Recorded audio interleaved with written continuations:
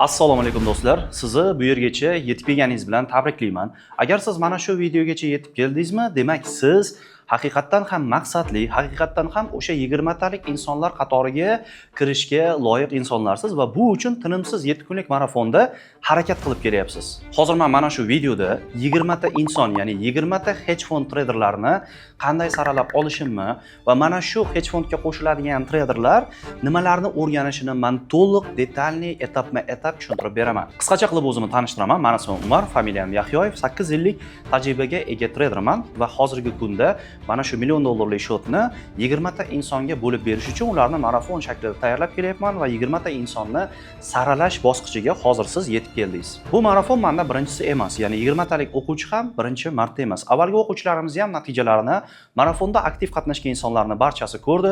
Ikkita prop investitsiyani oldim, 25 ming bilan 100 minglik ikkita prop kompaniyadan. 2 kunlik natija $150 bo'ldi. Hozir mana bu haftani o'zida $1800. Ha, $1800 ishlandi. Mana o'quvchilarimizni ko'rsangiz bo'ladi. Avvalgi 20 talik guruhda tanlangan va hozirgi kunda ular kamida $10 ming dan $50 ming, $100 ming gacha bo'lgan o'zlarini birinchi prop investitsiyalarini boshqarishyapti va mana shu 20 talik guruhni ikkinchi oy, ya'ni 2,5 oylik tayyorgarlik bo'ladi 20 talik guruh uchun hedge fondga. Mana shu jarayonni o'zini ikkinchi oyning o'zidan o'zlarini mustaqil birinchi shotlarini qo'yishdi yoki o'zlari mustaqil prop shotlarini olish jarayonida ular birinchi natijalarini, ya'ni birinchi daromadlarni ikkinchi oyi o'zida yechib bo'lishdi. Ana endi men sizga aniq ketma-ket faktlar bilan gapirishni boshlayman. Birinchisi, siz marafonda o'rgangan narsalar, men mana shu 20 ta saralangan insonga o'rgatadigan narsalarimni atiga maksimal 5% xolos.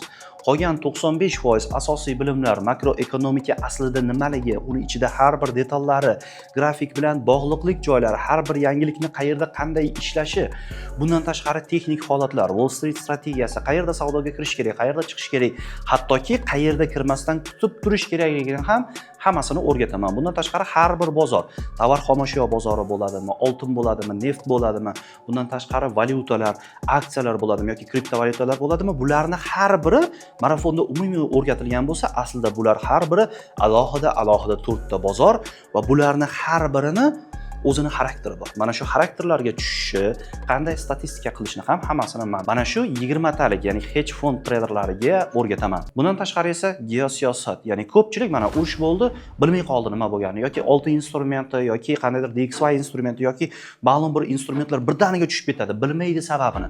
Yo'q, bozor atayin qildi, bozor atayin meni pulimni olib qo'ydi yoki nima qilish bilmasdan pullarni seyf qilib yuborishadi. Aslida sababi siz ko'rayotgan yapon shamchalarining orqasida makroekonomika borligi, makroekonomikaning orqasida esa geosiyosat borligi. Ya'ni qayerdadir neft zaxirasi kamayib ketishi mumkin, qayerdadir urush boshlanishi mumkin, qayerdadir pandemiya boshlanishi mumkin yoki yana qandaydir geosiyosiy holatlar. Ya'ni qisqacha qilib aytganda, geosiyosiy holatlar dunyo miqyosida hali bo'lmagan va kutilmaganda sodir bo'ladigan qisqa yoki uzoq muddatli harakatlar. Bunday harakatlarda hech qanday strategiya, hech qanday makroekonomika ishlamaydi.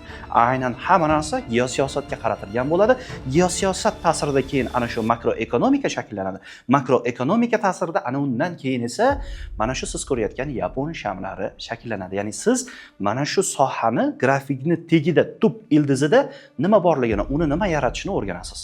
Ana endi esa bu bilimlar. Nima uchun men bu bilimlarni to'liq o'rgataman? Sababi bu bilimlar aynan siz 50 ming, 100 ming, hattoki 200 ming dollarlik investitsiyalar, ya'ni hedge fond investitsiyalarini boshqarishingiz uchun juda ham kerakli bo'ladi.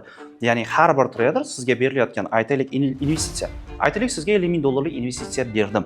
Mana shu investitsiyani siz birinchi navbatda yo'qotib qo'ymasligingiz, ya'ni minus qilmasdan turib, ushlab turishingiz, hattoki nafaqat investitsiya, balki o'zingizni pulingizni qo'yadigan bo'lsangiz ham birinchi navbatda shu pulni yo'qotmaslik, ikkinchi navbatda esa ana shu pulga nisbatan daromad qilishni o'rganasiz. Ya'ni mana shu 20 talik hedge fondga qo'shiladigan traderlar mendan to'liq bilimlarni oladi. Ya'ni $200 ming shotni men qanaqa olganim, qanaqa boshqarganim, boshqarayotganim, jarayonlar, psixologiyasi ham bo'ladi ichida, to'liq hedge fondni sistemalari bo'ladi.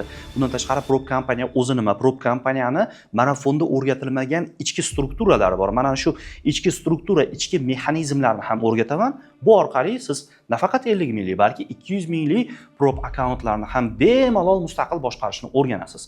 20 talik hedge fondga tanlangan insonlarni birinchi oyda men to'liq tayyorlayman, ya'ni to'liq noldan bazaviy shakllantiraman. ikkinchi oyga kelib esa ularni har biri bilan individual ishlashni boshlayman. Aytaylik, siz 20 talik saralashdan o'tdingiz va 20 talardan bittasi bo'ldingiz. Endi sizda imkoniyat bor, birinchi oyda to'liq hammasini o'rganasiz, ikkinchi oyda men siz bilan individual ishlashni boshlayman. Ya'ni sizga individual topshiriq beraman, individual shot beraman, o'sha shotlarni boshqarasiz, men bilan birgalikda savdo qilasiz, makroekonomika, iqtisodiyotni ham ishlatasiz. Bundan tashqari strategiyalar bilan qayerda kirish, qayerda chiqish hammasini ikkinchi oyning o'zidan siz uchun amaliyot boshlanadi.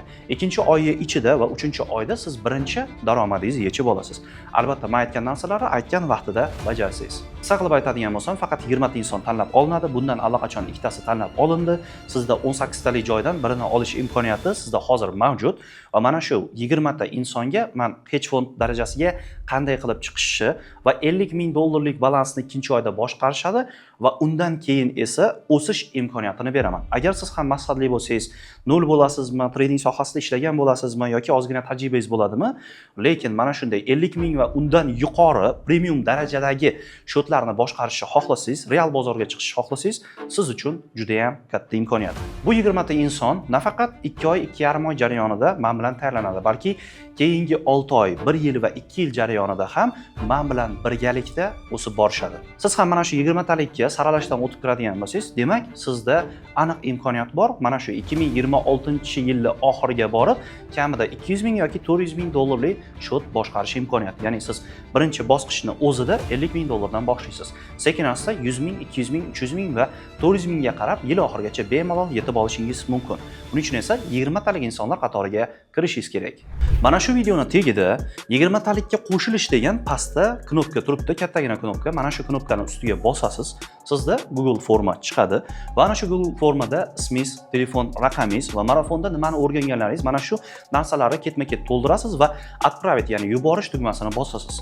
Undan keyin esa meni adminlarim siz bilan to'g'ridan-to'g'ri telefon orqali bog'lanishadi va marafonda nimalar o'rganganingizni qisqa suhbatdan o'tkazib, yana bir bosqich saralashdan o'tkazishadi va oxirida esa men bilan to'g'ridan-to'g'ri birga-bir offline tarzdagi suhbat qo'yib berishadi. Ya'ni oxirida siz men bilan suhbat qilasiz.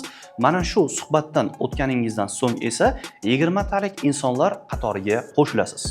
Imkoniyatingizni qo'ldan boy bermang. Bu videoni faqat siz emas, boshqalar ham ko'ryapti. Shuning uchun hoziroq tezroq knopkani bosing, tezroq adminlar bilan saralash bosqichidan o'tib, men bilan offline uchrashuvga qatnashing. Offline uchrashuvda yuzma-yuz ko'rishguncha